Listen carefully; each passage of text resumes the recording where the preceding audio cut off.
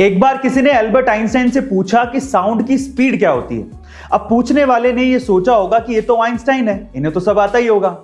अब देखिए, Albert Einstein को यह आता था या नहीं आता था वो तो मैं नहीं जानता हूं, लेकिन उन्होंने जो जवाब दिया वो आज के संदर्भ में हमारी एजुकेशन सिस्टम को आईना तो दिखा ही देगा।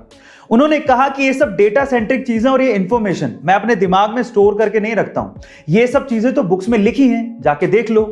इनफैक्ट उसके बाद जो उन्होंने कहा वो आपको सुनना चाहिए। उन्होंने कहा कि हमारी एजुकेशन को भी ऐसा नहीं होना चाहिए जिसमें हमें चीजों को रटना सिखाया जाए, बल्कि हमारी एजुकेशन को ऐसा होना चाहिए जिसमें हम अपने दिमाग को ट्रेन कर सके कि सोचा कैसे जाता है। गाइस, आप आइंस्टाइन की इस बात से कितना इत्तेफाक रखते हैं कमेंट सेक्शन में जरूर लिखिएगा।